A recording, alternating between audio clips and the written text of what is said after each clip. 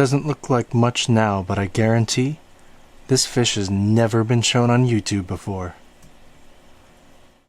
What's up, guys? First time showing my face on camera for this channel, so a little bit weird, but I figured I'd give you a little bit of an update on the fish because I'm making moves faster than, I don't know, making a lot of moves faster than I can record it. So I figured I'd show you some of the tanks, give you a little bit of a brief update.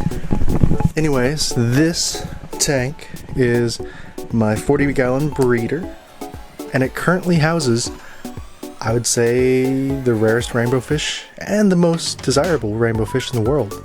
So, Melanotaenia species Ewer, you've been dethroned. This is a tank that houses, oh, I wasn't even focusing on the tank, I'm talking.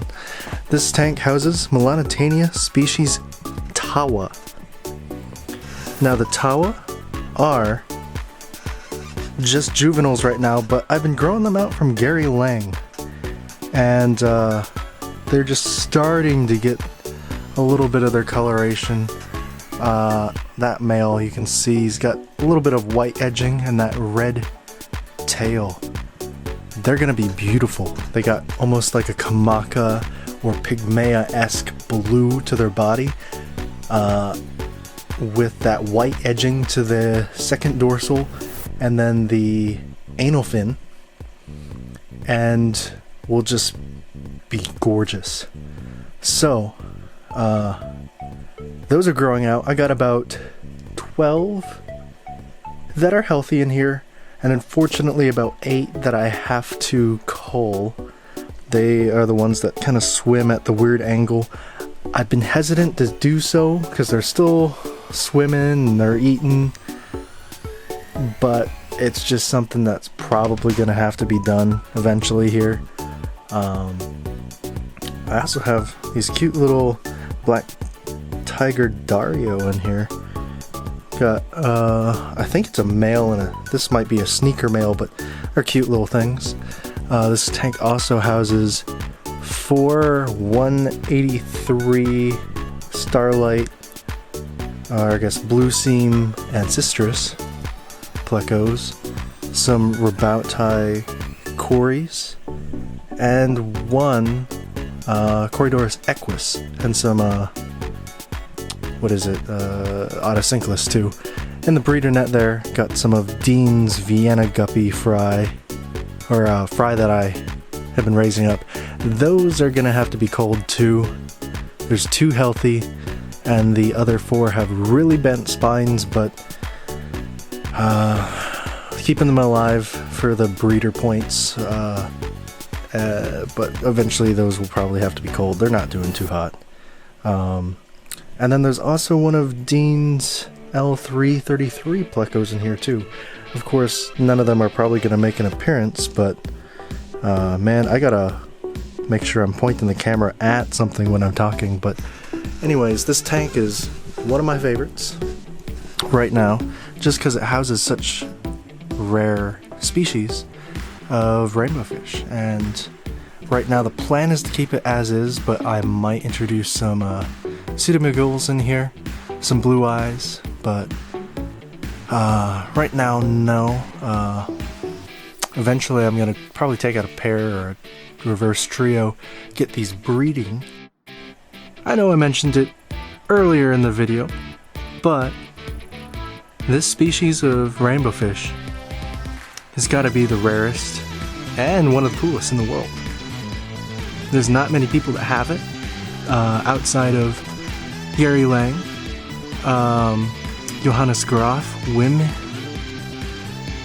Heemskirk, and I believe Erwin Binner has this fish, but outside of those, this fish is really, really rare, mainly because it was only collected in about last year, in mid to late 2019. So not only is this fish rare, it's brand new to the hobby, and I think it's going to be one of the prettiest and the most sought after rainbow fish for years to come. Like, this is like a much more elegant prey cox. The colors are stunning. and it's just, it'll be something else. These are just little babies, but this rainbowfish does not get very big. That is one of the big draws, is this is a smaller Melanotaenia, and I think it's more beautiful than the Melanotaenia species Ewer, which is another one that stays relatively small. I think this would be a great pairing of color contrast if you want to add it with a lot of green plants. In the future, I'm going to take out a lot of these orangey plants just so I can really make their colors pop, because they got a red tail. You try to take a picture of them on that orangey red background, it's not going to look as cool. It still looks cool because it's a cool fish, but just want to make that pop. See that little hint of red on that little juvenile male. Johannes wrote that the dominant males get a red nape to them, so I think similar to the Sextilineata from Tabaville, they'll get kind of a red throat. But yeah, down below I got another Gary Lang fish that I won on auction. Is the Chilatharina species from Upper Tor that Gary will be eventually writing the description for. And these have been breeding for me. They produce a whole lot of eggs. Unfortunately, the males seem to miss the mark, so I have to pick the eggs from the mop almost every day, put some methylene blue in there, and I get maybe 5% out of all the eggs. I don't know if you're going to be able to see them today, but I do have two L, I'm not great with L numbers, but they're zebra plecos. Here's one of them. That was kind of an impulse buy, but there's one of them. The other one likes to hide out in the back, but this also houses some Melanotaenia species moorhead fry that I got as eggs from Gary as well. So a lot of stuff from Gary. Breeder box has some Lucas Brett's fire red cherry shrimp up in the other with the Vienna guppies that has some red crystal shrimp in there. But yeah. Anyways, this has a little fry in here. Keeping them separate because he would be a tasty snack for the fry over here. So this comprises of a couple different species. There's some the Upper Tor fry in here. They're the biggest ones. There's also potentially some Radicentris Tewa Creek. I got them mixed up in here, so that's my bad. But I also got at least two Pseudomygil luminatus fry in there too. And then this dish is Upper Tor eggs. So yeah. And over here is my little breeding setup of Melanotaenia Sextilineata from Tabaville. This looks like the female here. And then the males hide in the corner. They do not like me going around here, but they do breed a lot. And then if we go in here, these eggs are my project downstairs. God, it doesn't want to focus. Is Chilatharina species from Kali Webb. They're a really beautiful orange fish that has some turquoisey blue as juveniles, and will get a rust orange as they age. Those get pretty big. And then here, that huge mass of brown line there, that is all eggs that are starting to become wigglers right now. Those are from my pair of rams that are a cross between electric blue and the regular blue rams, and they're pretty. It's basically like a high coverage blue spangle on the blue rams, and I mean they're cool. But one of the things I'm gonna do is I have some females from Dean's Midnight Black Rams. They're just jet black, and it might be counterintuitive, but I want to cross some of those in with the black rams to see if I can get that high coverage blue spangle on top of that jet black coloration, but I don't know if that'll work. Oh, and then the other dish here is the eggs of the Melanotaenia sexlineata. So I got way too many projects going on for the space. And then coming over here is a project I have going is, and here is probably some Luminatus eggs as well as potentially some Rhamnocentris Tawa Creek. Excuse the algae and whatnot, but this is one of those high coverage rams. He's washed out because he's on white sand and no black background. That would have made it pop. Those black rams are just completely jet black. Beautiful. Look at those dorsal rays on. This is a female. I vented this, or looked at the vent. It's definitely a female, but those extensions are no joke. I might have to vent it again because she is starting to look a little bit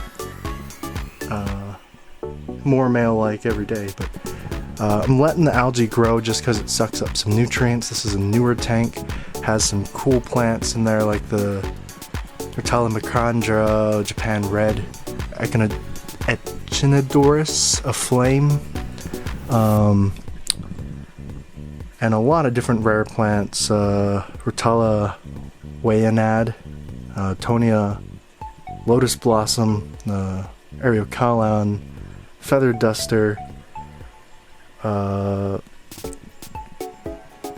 just got this from Alex Williamson, Secret History Living in Your Aquarium. That's a really cool, I think he said it's a blood metallic spiral val. So that's cool. Got some hydrocaudal tripartia in here. And this, which is getting covered by, ooh, I gotta knock some of that off, that sand, is my favorite type of Bucophilandra is Lamado Mini Purple. I like the mini leaves on those are cool. That other plant back there is pretty cool. I do not know the name of it, but it's pretty, whatever it is. Some failed patch of Monte Carlo in there. Some hair grass getting covered by the algae, but that's okay. They're sending over a runner over here. There's a rock that my Stiphodon Aniae buried. They like to burrow underneath the rock and use it as like a little cave. They're my favorite Stiphodon. They get kind of a bright reddish orange, and you know, just like the plecos, whenever you want to film, they're probably not going to be out, but really cool fish. And then see if I can get that Crypt Parva Mini to go. Looks like there's some new growth, but no runners yet. But that's fine. I kind of spooked all the fish, but those are some Rhamnocentris from Tawa Creek, Luminatus Pseudomygil, and the Dean's Vienna Guppy back there too. Oh, there we go. So the Tawa Creeks are going to get more red as they age. The Luminatus are pretty much full grown. I got those out in a tub right now. And then in here are the Rhamnocentris from Burring Bar. So there's only 5 people on Earth that have this location of rat right now. I sold a pair to a guy up in Bellingham. Hopefully he gets breeding those. And these are majority Burring Bar fry. Unfortunately, I put one Tawa Creek in there too, so I gotta grow them out enough to be able to pull out the Tawa Creek, but there's quite a few fry in there. There's probably about 60 in there, unless that big guy has been eating them. But unfortunately, I lost some females of the Burring Bar, but still breeding them. Got them out in the tub too. But yeah, besides that, downstairs I had taken out everything you saw in that tank I showed before, and I put the Chalathorina species from Kali Webb down there, a Melanotaenia species from Kali Webb, Melanotaenia species from Kiunga, which are now sold. Those are gone. And then the burring bar rads are also down there. Those are really cool. I'll probably show you those in an update. But yeah, there's a lot of stuff going on, a lot of fry, and unfortunately I'm probably not going to be able to edit much for you, but I just figured I'd hop on and show you what's been going on. Ooh, this is very close. Well, anyways, on that note, we'll have to part ways until the next video.